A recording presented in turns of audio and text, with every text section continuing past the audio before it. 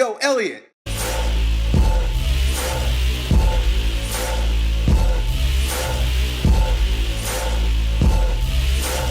So I've got two questions in a row here about how to build bigger arms. First one is a kid who says everything seems to grow on his body, he keeps getting stronger, but his biceps are just puny, they won't grow. Another guy, same thing, except he describes his entire arm just kind of stays like fucking twigs. So everything else seems to grow except his arms. You know, I don't have a well-documented or scientific answer for you on this one. It's more anecdotal based on my years of experience in coaching athletes, working with people, working with myself. And I'm gonna go out on a limb here and describe what you might look like. Guys with skinny arms, I've often found, have a bit of a medial rotation in the upper arm, meaning that you have a medial rotation of your upper arm if you hold on to pencils, right? And have the pencil sticking out of your hands, and you stand and the pencils point in towards one another. In other words, your upper arms rotate in. You see? They rotate in. Because of multiple tightnesses, I've talked about this several times, but mainly in the front anterior compartment of the shoulder, in your neck, your pecs to a degree. They're tight. This is often the case, and there is a extra flexion going on at the bicep tendon, right? So that means medial rotation of the upper arm and flexion. So without making fun, I gotta kind of exaggerate a little bit so you understand what's going on. Guys with skinny arms often end up looking like this. Rotated in, skinny arms. Not like those dudes that are like, fake big lats dudes that walk around like this. I'm not saying that. I'm saying medial rotation, flexion at the elbow, right? And it could be very subtle. Might take a trained eye to see it, but just in my experience, every kid that I see that's like, this dude, he gets stronger, relatively speaking, his arms just won't fucking grow. There's that particular muscle imbalance associated with it. Guys who have big arms, their upper arm, the humerus, right, sets very neatly in the instantaneous axis of rotation of the shoulder, ball and cup or whatever, can't remember. The ball joint, right? It sets real nicely. Their shoulders fall really nicely. There's no medial rotation. Also, at their elbows, their arms just kind of drop right at the elbow. Doesn't mean that they're hyperextending at the elbow, but everything just kind of sets nicely. So what that means is that there's a full range of motion available to that individual, as opposed to the person with the medial rotated upper arms and the flexed elbows. There's great restriction in their ability to really extend at the elbow, extend thoracically, and open up the front part of the shoulder. So they're lacking this ability, right? And that's a function of having really cramped, tight muscles in the anterior compartment and also in the bicep.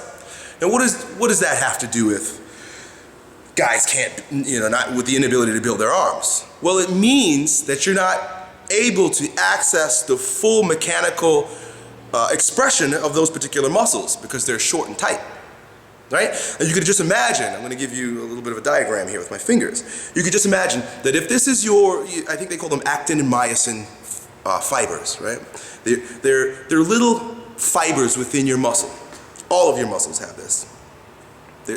All of your muscular system, your outer muscles have this. And when you extend and contract, when you contract a muscle, the fibers come together like this. And then when you lengthen a muscle, they move out like that. They go like this. Boom, boom, boom. And you can imagine the more movement you can create within that muscle, given the stimulus that you're providing, heavy weights, multiple repetitions, whatever, the more response it's going to give you, i.e. get stronger or grow bigger. But when you have shortness of the muscles in the anterior compartment of the shoulder, which is really the gateway to your arm, it's the gateway. In other words, because it's close, it's more proximal to the core of your body,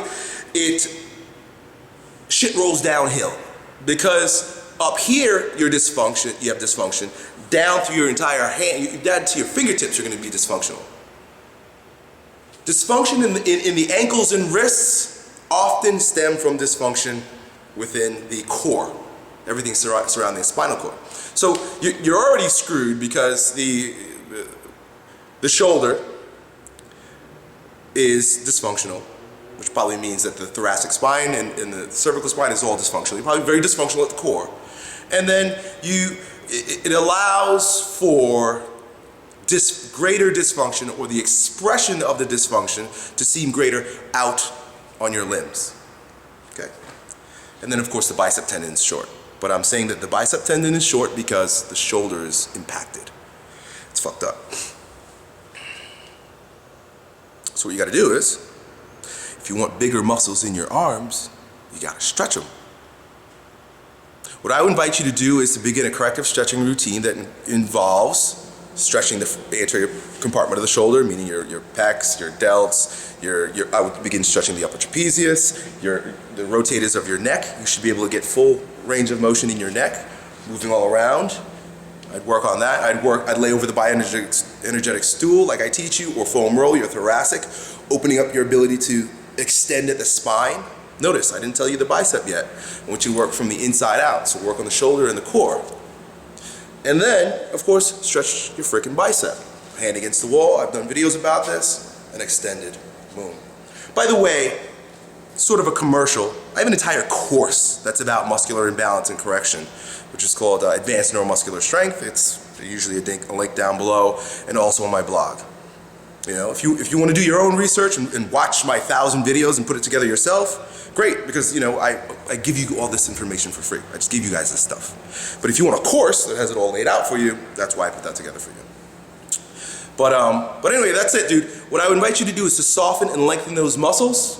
Granted that there aren't other physiological or energetic reasons why they're tight, you should be able to increase range of motion. And then when you go back to your bicep and tricep training, work through full ranges of motion, at least in the beginning. Work through full ranges of motion. And I would probably keep the tempo very low, meaning go slowly, and the volume very high, meaning lots of time under tension. With the slower tempo, there will be higher time under tension, but also add more reps, more sets, more frequency. Done. Yo, Elliot,